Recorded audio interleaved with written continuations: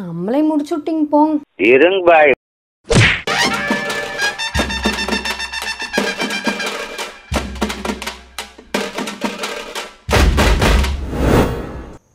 AOD attack on Titan.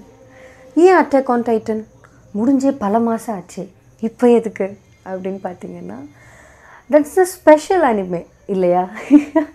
ஸ்பெஷல்னு சொல்லிக்கலாம், most டிஸ்டர்பிங்கான அனிமேன்னு சொல்லிக்கலாம். டிஸ்டர்பிங்கான அனிமே நிறைய அனிமேஸ் இருக்குது, பட் இது வந்து நம்மளோட லைஃபோடையே நல்லா கனெக்ட் ஆகி நம்மளால் பார்க்க முடிஞ்ச ஒரு அனிமே. அதனால தான் எல்லாருக்கும் இவ்வளோ ஒரு இம்பேக்ட்.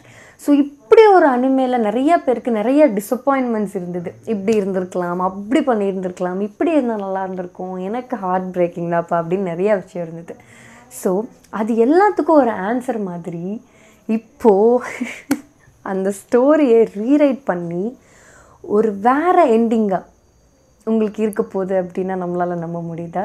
எஸ், நம்பி தான் ஆகணும். ஸோ January 5th ஒரு மூவி ரிலீஸ் ஆக போகுது, வேறு ஒரு எண்டிங் ஆஃப் ஏஓடியா. ஸோ அதை பற்றி தான் இந்த வீடியோவில் நான் உங்ககிட்ட பேச போகிறேன்.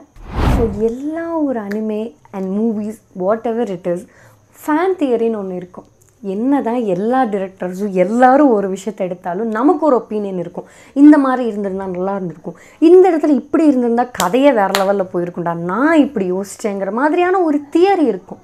ஸோ ஏஓடிக்கு பின்னாடி இருக்க ஒரு காமனான ஒரு ஃபேன் தியரியாக நான் என்ன பார்க்குறேன்னா, ஓகே த திங் இஸ் ஏஓடியில் ஒரு காமனான திங். ஓகே, நம்மளோட இனத்தை அந்த ஒரு சரௌண்டிங்கில் உலகமே இதுதான ஒரு வாழ்ந்துட்டுருக்கிற ஒரு ஹியூமன்ஸுக்குள்ள ஒரு பிரச்சனை வருது, அதை எதிர்கொண்டு நம்மளே ப்ரொடெக்ட் பண்ணிக்கிறோம். That's the concept. அந்த கேரக்டர் இஸ் எரன்.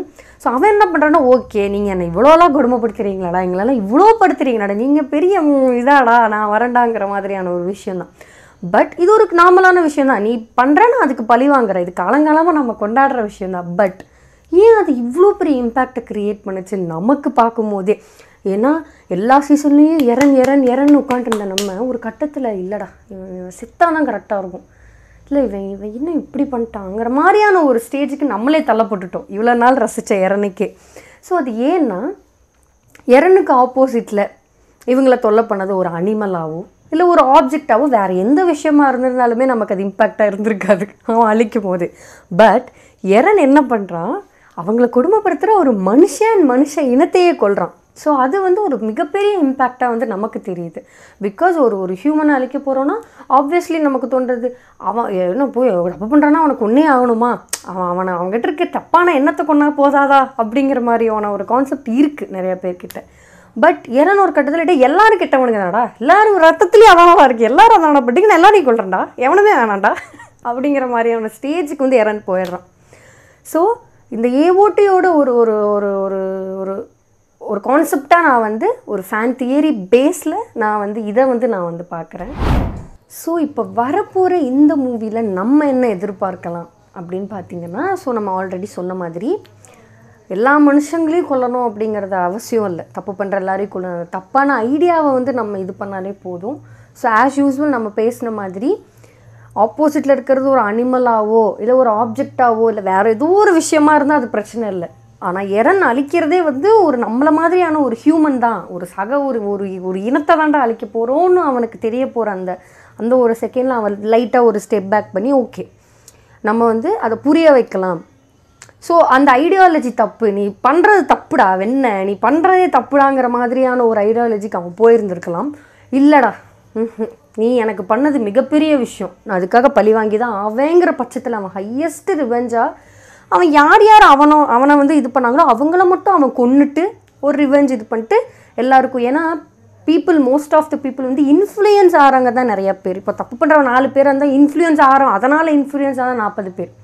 நல்லது பண்ணுறவன் 2 பேராக இருந்தால் அவனால் இன்ஃப்ளூயன்ஸ் ஆகிற 20 பேர். ஸோ அந்த மாதிரி தான். ஸோ இன்ஃப்ளூயன்ஸ் ஆகி அதை பண்ணுற பீப்புள் தான் ஜாஸ்தி இருக்காங்க. ஸோ அவன் வந்து தப்பு பண்ணவங்களை கொண்டுட்டு பத்தியா நீ இதை பண்ணனா இதான்டா நடக்கூடு அப்படின்னு அவன் அதை சரி பண்ணி இருந்திருக்கலாம் எரன்.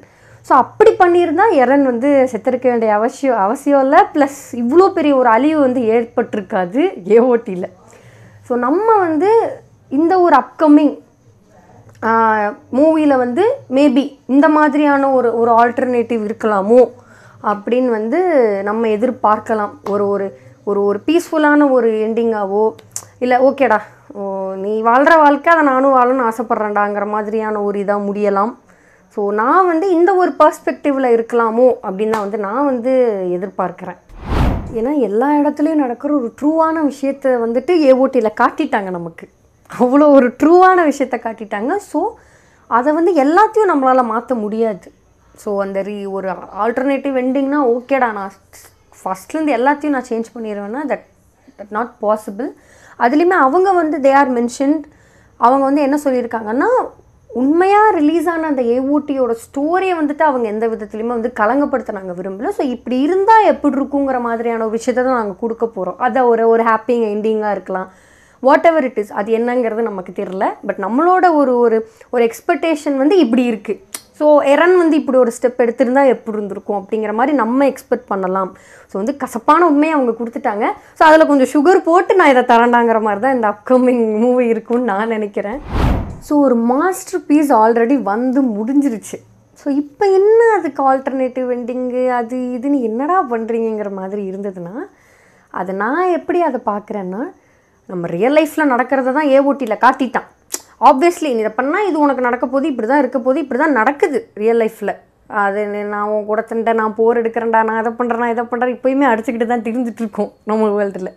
ஸோ அது வந்து ஒரு நிதர்சனமான உண்மை, நடக்க போகிற ஒரு ட்ரூவை தான் வந்துட்டு அதில் காட்டியிருக்காங்க ஏஓடியில். பட் இந்த ஆல்டர்னேட்டிவை நான் எப்படி பார்க்குறேன்னா, மேபி இது எதுவுமே இல்லைடா.